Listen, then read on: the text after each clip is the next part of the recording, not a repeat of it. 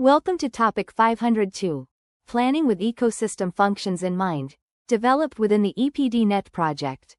Filling the Gap, Ecological Planning and Design Learning Network and Adaptive Smart Training Module for Disaster-Resilient and Sustainable Cities. In this session, we are going to explore how ecosystems actually function, why these functions are extremely important for planning decisions, and how planners can integrate ecological functioning into design and policy. We will finish by looking at a real case study. By the end of this session, you will understand ecosystem functions and their relation to ecosystem services, learn how these functions can guide land use and spatial planning, explore design strategies that sustain or restore ecosystem processes. An ecosystem can be defined as a dynamic living system created by the interaction between organisms and their physical environment. Every ecosystem is made up of two main parts. First, the biotic components, living elements like plants, animals, and microorganisms. And second, the abiotic components, non-living elements such as soil, air, sunlight, water, climate, topography, and the underlying geology. Ecosystems function through a wide range of physical, chemical, and biological interactions that connect organisms with their surroundings. When we talk about ecosystem functions, we're referring to the capacity of natural systems to produce ecological outcomes, like nutrient retention, habitat provision, soil formation, carbon storage, or water regulation. At the base of these functions are biophysical processes.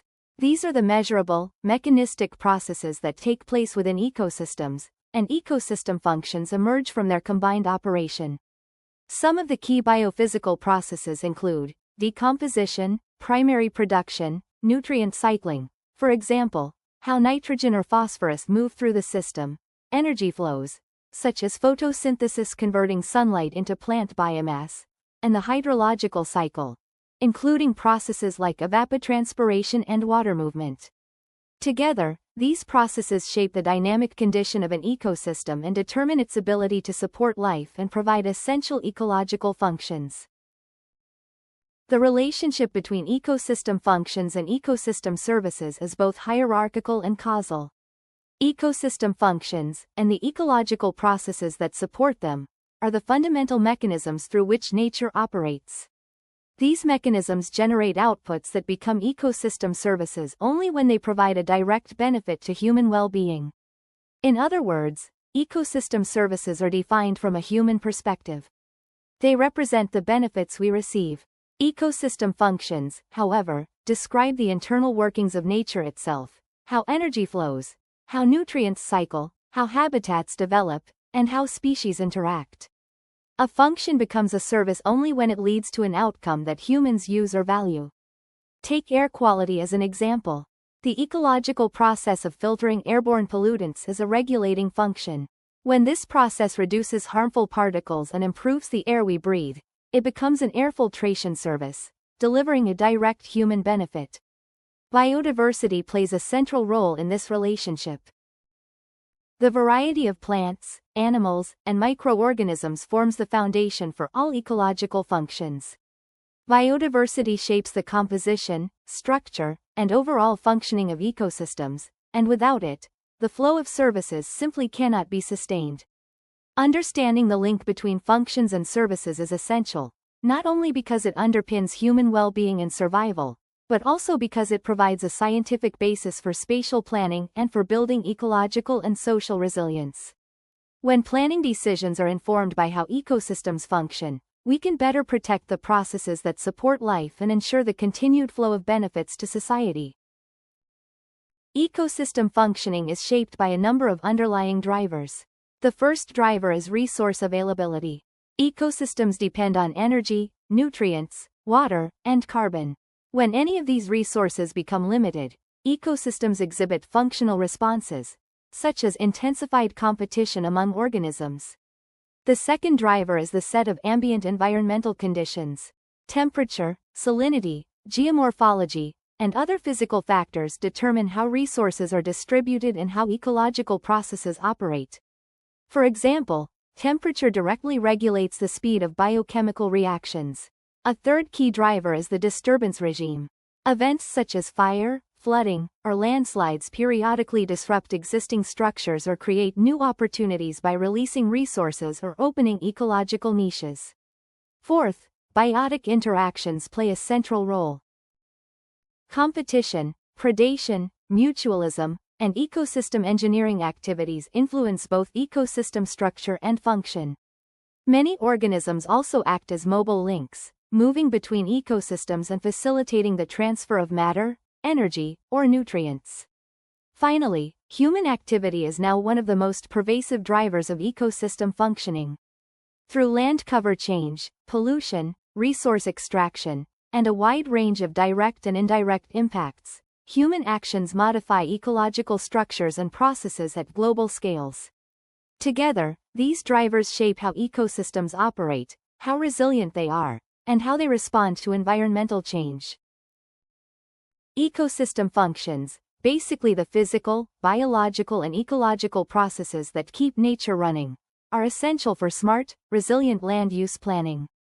When planners understand how these functions work and where they occur, they can make better decisions about spatial allocation, fragmentation, ecological zoning, climate adaptation and multifunctional land use.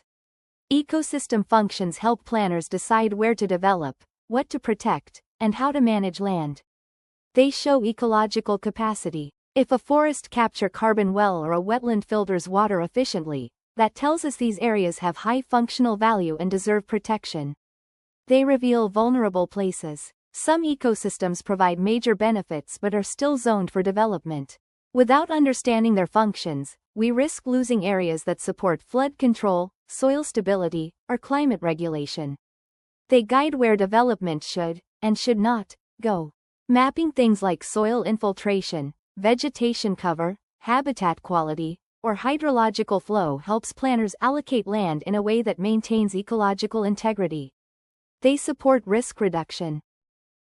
Healthy ecosystems naturally reduce hazards such as flooding, erosion, and overheating. When planning decisions ignore functions, the city becomes more vulnerable. Ecosystem functions fall apart when the landscape is fragmented into small, isolated pieces. Fragmentation disrupts key processes. Species can't move, pollination breaks down, gene flow stops, hydrological flows get interrupted, and nutrients can't circulate naturally. Edge effects alter habitat conditions. More edges mean hotter, drier, more disturbed environments. Problems for species that depend on interior habitat. Connectivity keeps functions alive. Continuous green networks help species disperse, enable climate adaptation, and maintain processes like seed dispersal or water storage. Landscape metrics help measure this. Patch size, shape, distance, and connectivity all influence how well functions are maintained. Ecosystem functions are at the heart of climate adaptation because they generate the natural processes that help cities cope with extreme heat, flooding, drought, storms, and biodiversity loss. Nature-based solutions take these natural processes and turn them into intentional planning and design strategies. Most ecosystems provide not just one, but multiple services at the same time. This is the core of multifunctional planning. Multiple services come from shared functions. One patch of vegetation can cool the air, store carbon, filter air pollution, support biodiversity, and manage stormwater, all because of underlying biophysical processes. Mapping functions helps find hotspots. When many high-value services overlap in space, planners identify areas with strong multifunctionality. These zones should usually be protected or enhanced. Synergies and trade-offs become visible. Some services reinforce each other. For instance, trees help air quality and cooling in habitat. Others compete. For example, intensive agriculture boosts food production but reduces regulating functions. Understanding functions prevents planning mistakes. Without function-based assessment, we risk designs that maximize one service while unintentionally undermining others. Planning with ecosystem functions means using what we know about how nature actually works, its processes, flows, and capacities, to guide decisions about land use, zoning, connectivity, and multifunctional green infrastructure. It shifts planning away from simple, land categories on a map, toward understanding the underlying ecological mechanisms that support resilience and human well-being. Function-based planning supports several big goals. It promotes resilience. Healthy ecosystems can buffer heat waves, manage stormwater, reduce floods, and recover after disturbances. Keeping ecological functions intact means keeping the city adaptable. It also helps preventing long-term environmental damage. If planning ignores ecosystem processes, decisions become fragmented and often harmful, leading to habitat loss, overheating, erosion, or the decline of services we rely on. Function-based planning justifies land protection. Assessing functions and services provides concrete evidence for preserving high-value areas and for preventing development that would weaken the territory's resilience. Understanding functions helps planners identify synergies, trade-offs, and the bundles of services that certain landscapes provide. This avoids unintended consequences and supports sustainable development. How do we integrate functions into planning? Most planning approaches follow a similar logic. Understand the ecology first, then use it to guide spatial decisions. First, we map and assess functional capacity. This starts with identifying the different ecosystem types and documenting their key biophysical characteristics. We then evaluate their capacity to provide ecosystem services. A critical part of this step is analyzing how plant development might impact the future delivery of these services. This allows us to assess potential risks and identify areas where ecological functions must be preserved or strengthened. We rely on a combination of data sources and analytical tools. These tools generally fall into three categories: geospatial data inputs, quantitative models and assessment frameworks, and specialized decision support tools. Ecological production functions, for example, help us understand how changes in landscape structure influence the delivery of ecosystem services. They provide the link between ecological processes and the benefits people receive. Remote sensing indicators such as NDVI or the Leaf Area Index give us insight into vegetation condition, density, and productivity. These metrics are essential for assessing functions related to climate regulation, air quality, and habitat quality. High-resolution spatial mapping helps identify where services are being supplied and who benefits from them, what we call the service providing area. This is crucial for ensuring that services are aligned with social and spatial needs. Connectivity tools allow us to visualize how ecological and social outcomes are linked. These tools help us understand how management actions influence habitat connectivity, species movement, or even urban accessibility to nature. Finally, landscape metrics, such as patch size, shape complexity, and the distance between patches, are vital for understanding both functional connectivity and habitat resilience. These metrics help planners identify fragmentation risks and opportunities for restoring ecological networks. Now we will continue by looking at several key approaches for integrating ecosystem functions into planning. The first approach we will examine is functional landscape analysis. The goal of functional landscape analysis is to understand how landscape features drive ecological responses, so we can make better predictions and better conservation decisions. Traditional methods often focus on structure, things like patch size, shape, or composition. Functional landscape analysis, or landscape function analysis, goes further. Instead of stopping at landscape structure, this approach looks directly at the processes. Basically, all the biological functions happening within the mosaic. According to Riva and Nielsen, there are 6 main steps to doing a functional landscape analysis. First, we need to clearly understand the ecological processes driving the system, otherwise we can't analyze them properly. Step 2 is evaluating the fit of available data. This means checking whether the spatial, temporal, and thematic resolution of our data is good enough to represent the processes we're interested in. Step 3 is assessing scale, spatial scale, temporal scale, and conceptual scale. Processes operate at different scales, and our analysis needs to match that. Step 4 is recognizing different sampling designs. Depending on the question, we may analyze pixels, patches, or entire landscapes. Step 5 is using proper conceptual models.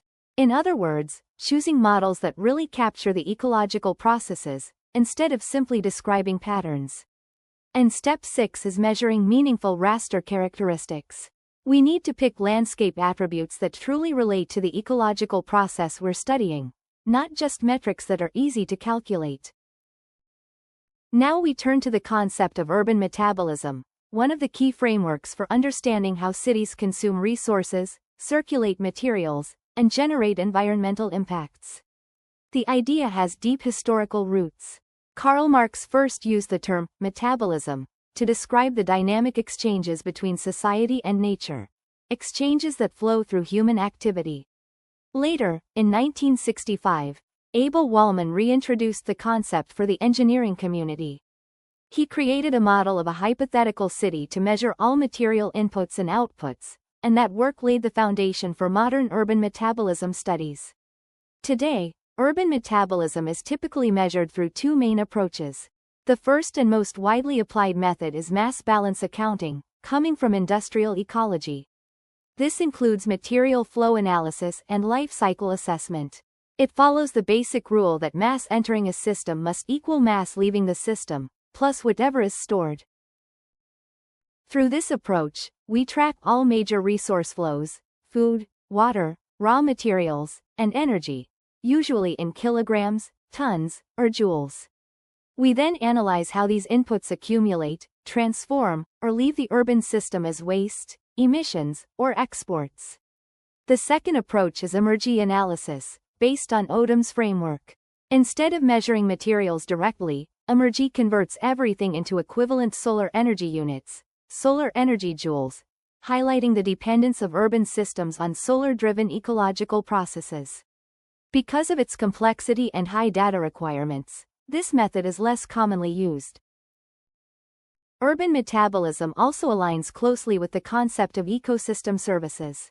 Ecosystems contribute to flows in two main ways: direct contributions, meaning provisioning services, and offsetting or modifying flows, mainly classified as regulating services. Direct contributions are measurable physical flows: food, fresh water, raw materials, biomass for fuel, and similar inputs. And offsetting or modifying flows are regulating processes that reduce or alter urban resource demands. Examples include carbon sequestration by urban forests or cooling effects from vegetation that lower energy consumption for air conditioning. When urban metabolism models incorporate ecosystem services, they become powerful tools for guiding green infrastructure planning. They help quantify how much energy can be saved through cooling, how much water can be naturally retained, or how much carbon can be offset through vegetation. Expanded material flow analysis models, especially when aligned with energy-related flows, can effectively capture these contributions. For planners and decision-makers, this provides an analytical backbone for designing cities that use less energy, generate fewer emissions, and are more resilient to climate risks. Ecosystem-based adaptation refers to the use of biodiversity and ecosystem services to help people adapt to the impacts of climate change. Its ultimate aim is societal adaptation, rather than focusing solely on nature conservation. It is considered a form of nature-based solutions and typically involves the sustainable management, conservation, and restoration of ecosystems while generating social, economic, and cultural co-benefits for communities. Ecosystem-based adaptation is fundamentally grounded in ecosystem functions, because these functions generate the ecosystem services on which adaptation strategies depend. These functions represent the natural science basis underlying ecosystem-based adaptation, such as understanding how wetlands provide flood protection. Ecological structures, the hardware of ecosystems, such as wetlands, forests, or green roofs, produce adaptation benefits through these underlying ecosystem functions and processes. Examples of relevant ecosystem services in urban areas that rely on these functions include water regulation, air filtration, and recreation. Ecosystem-based adaptation and ecosystem-based disaster risk reduction measures enhance resilience and adaptation by using the sustainable management, conservation, and restoration of ecosystems to provide essential ecosystem goods and services. The case study focuses on developing a scientific and systematic framework for planning urban landscape ecological networks, with the broader goal of supporting sustainable urban development. The researchers selected Harbin's central city as their case study and aimed to evaluate its landscape ecological health, identify ecological sources and sinks, and design an optimized ecological network capable of improving connectivity, resilience, and long-term ecological sustainability. The central aim was to integrate ecological pattern, process, and function into a unified assessment and planning framework. By doing so, the study sought to provide a comprehensive and operational method for guiding urban ecological network planning, an approach that moves beyond simple land use metrics and instead reflects the dynamics of urban ecosystems. Methodologically, the researchers built an integrated landscape ecological health assessment model grounded in sustainability. They combined principal component analysis, the minimum cumulative resistance model, and hydrological analysis to extract ecological networks from multi-temporal remote sensing data. To model ecological flow, they incorporated resistance factors such as land use types, topography, water systems, and transportation networks. These layers allowed them to simulate how ecological processes move through the landscape and where barriers or bottlenecks occur. In the optimization phase, they applied complex network theory to identify critical ecological nodes, strengthen corridor connections, and enhance overall network performance. This enabled the construction of a more robust system capable of supporting ecological resilience. The results show a clear decline in ecological health over the decade studied. The team identified 50 ecological source areas, mainly water bodies, woodlands, and grasslands, as well as 8 sink landscapes. The existing ecological network was fragmented, with limited corridors and weak connectivity, leaving many ecological patches isolated and vulnerable. Through the low-degree first-based optimization, 14 additional ecological corridors were introduced. This significantly improved the network's connectivity and strengthened ecological flows. Overall, by integrating pattern, process, and function, and by applying tools from complex network analysis, the research demonstrates how urban planners can more effectively diagnose ecological conditions, enhance connectivity, and support long-term ecological resilience. To close the session, let's highlight a few key points. First, ecosystem functions are the foundational ecological processes that sustain ecosystem services. Without functioning ecosystems, there is no resilience, no regulation, and ultimately no benefit to society. Second, integrating these functions into planning allows us to make more informed spatial decisions.